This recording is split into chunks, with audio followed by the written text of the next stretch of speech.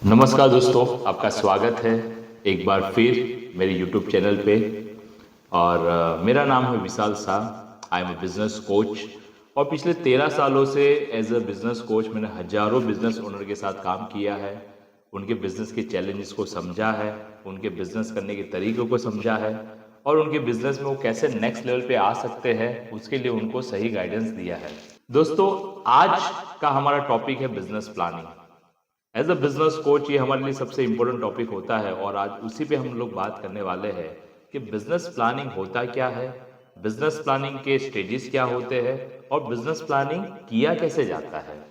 तो आज हम ये सारे टॉपिक पे बात करने वाले हैं। तो आइए सबसे पहले समझते हैं प्लानिंग। What is planning? दोस्तों, ऐसे कहा जाता है कि लाइफ में दो फंडे होते हैं। आइदर आप कहीं पे कुछ ना कुछ इन्वेस्टमेंट कर रहे हो या आइदर कहीं ना कहीं वेस्ट कर रहे हो। आइए इसको समझते हैं।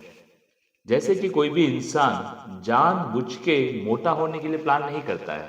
प्लान किसके लिए करना पड़ता है? पतला होने के लिए, फिट होने के लिए। या वैसे ही कोई इंसान कहीं पे लेट पहुंचने के लिए प्लान नहीं करता है, प्लान करता है टाइम पे पहुंचने के लिए। वैसे ही कोई स्टूडेंट एग्जाम में फेल होने के लिए प्लान नहीं करता है, वो प्लान करता है एग्जाम में नंबर 1 आने के लिए। राइट? सो ऐसा मैनेजमेंट में कहा जाता है कि that is failing to plan is planning to fail. अगर आप प्लान बनाने में फेल हो रहे हो तो कहीं ना कहीं आप फेलियर होने के लिए प्लान बना रहे हो। सो दोस्तों, प्लानिंग बहुत जरूरी है।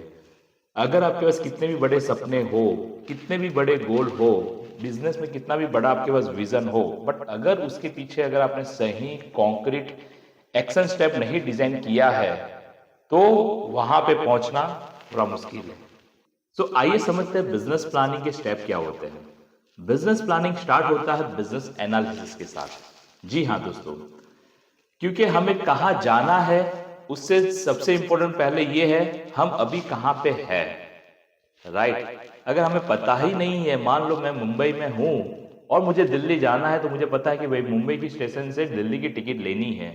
पर मुझे इतना पता है मुझे दिल्ली जाना है, बट कौन से स्टेशन से टिकट लेनी है यही नहीं पता है, तो मैं कभी दिल्ली की गाड़ी में तो बैठ ही नहीं पाऊंगा।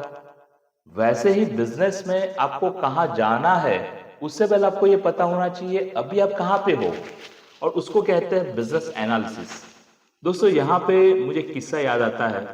मेरे एक क्लाइंट टेक्सटाइल मैन्युफैक्चरर है और पिछले कई सालों से उनके मन में कंप्लेन है, और वो कंप्लेन ये है कि सर, हम तेजी में तो खूब कमा लेते हैं बट मंदी में हम कहीं ना कहीं सर्वाइव नहीं कर पाते हैं।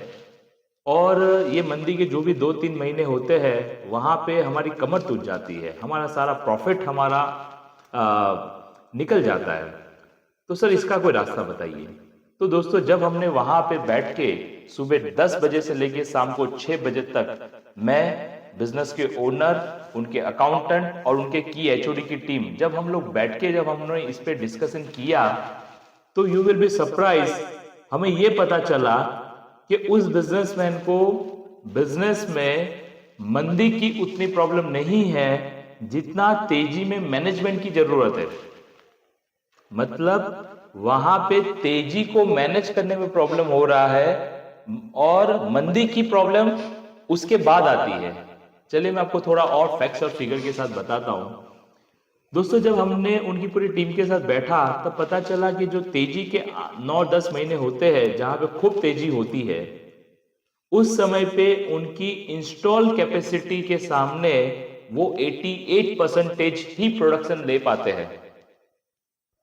अब वो चाहे इंटरनल एफिशिएंसी हो, एक स्टेप से दूसरे स्टेप पे जाने के लिए कुछ प्रॉब्लम हो रही हो, देरी हो रही हो, एक पर्सन दूसरे को सपोर्ट ना कर रहा हो, या टाइम नहीं हो, मैनेजमेंट नहीं हो, सिस्टम नहीं हो, बहुत सारे रीजन हो सकते हैं।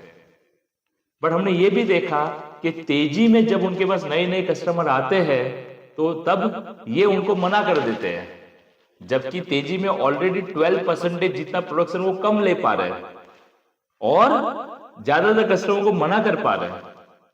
तो जब हमने सही से बैठ के उनके बिजनेस का एनालिसिस किया तब हमें पता चला कि अगर तेजी में ही 88% जो कैपेसिटी है उसको अगर हम 97-98% पे लेके आ जाए तो भी उनका 30% ग्रोथ तो ऐसे ही हो जाएगा। तो दोस्तों, आपको भी लग रहा होगा ना कि मंदी के महीने तो साल में 2 बार आते हैं, जबकि तेजी साल में 9 से 10 महीने रहती है। तो अगर 10 महीने भी अगर हमने 10% एवरी मंथ अगर हमने एक्स्ट्रा प्रोडक्शन निकाला तो ये कंपनी कहाँ पहुंच जाएगी। इसलिए दोस्तों हमें हमारे बिजनेस एनालिसिस में पता होना चाहिए कि हमारे बिजनेस, हमारी इंडस्ट्री में पिछले 10 साल में क्या हुआ है। एनालिसिस की शुरुआत यहां से होती है और आने वाले 10 साल में पॉसिबली हमारे बिजनेस, हमारी इंडस्ट्री में क्या हो सकता है और उसके सामने हम कितने तैयार हैं, हमारी इंस्टॉल कैपेसिटी क्या है, हमारी टीम की स्ट्रेंथ क्या है, हमारे पास कितने पोटेंशियल बायर है, हमारा मार्केटिंग कैसा है, हमारा सेल्स कैसा है, हमारे वहां सिस्टम कैसी है। जब तक हम ये सही एनालिसिस नहीं करेंगे तब तक शायद हम सही टारगेट सेट नहीं कर पाएंगे, और अगर सही टारगेट सेट नहीं किया तो गलत जगह पे फोकस चला जाएगा और उसकी वजह से जो रिजल्ट आना चाहिए उसकी जगह कुछ और रिजल्ट बिजनेस में आ जाएगा। तो this is the first step जहां पे हम बिजनेस एनालिसिस की बात कर रहे हैं। सो दोस्तों ये जाना आपने कि जो बिजनेस प्लानिंग का जो सबसे फर्स्ट स्टेप होता है बिजनेस एनालिसिस, वो कैसे किया जाता है और वो क्यों जरूरी होता है। तो दोस्तों यहाँ पे मैं आपसे अपील करना चाहता हूँ कि आप इस संडे को या जब भी आपको समय मिलता है अपने बिजनेस में 3 से 4 घंटे का टाइम निकालिए और जैसे मैंने आपको बोला अपने बिजनेस, अपनी इंडस्ट्री को स्टडी कीजिए पहले कि आपकी इंडस्ट्री में पिछले 10 साल में क्या हुआ है, पॉसिबली आने वाले 10 साल में क्या हो सकता है, आपकी स्ट्रेंथ क्या है, आपकी वीकनेस क्या है, आपके उस बिजनेस में क्या पोटेंशियल है। जब तक हम ये नहीं जानेंगे तब तक हम बिजनेस में सही टारगेट सेट नहीं कर पाएंगे, राइट। और इससे आगे हम जो बात करने वाले हैं और वो है बिजनेस में विजन कैसे डेवलप करते हैं, बिजनेस में मिशन कैसे डेवलप करते हैं, मिशन में, विजन में वैल्यूज कैसे डेवलप करते हैं, बिजनेस में एक ऑब्जेक्टिव कैसे डेवलप करते हैं और वो ऑब्जेक्टिव को कैसे पूरा किया जा सकता है।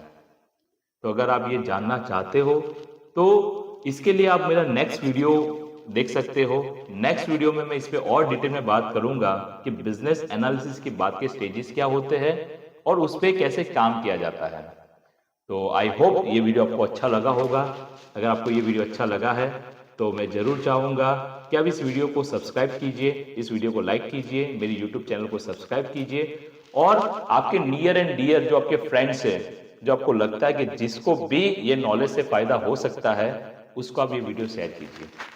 See you in the next video with the part 2 of business planning. Thank you so much.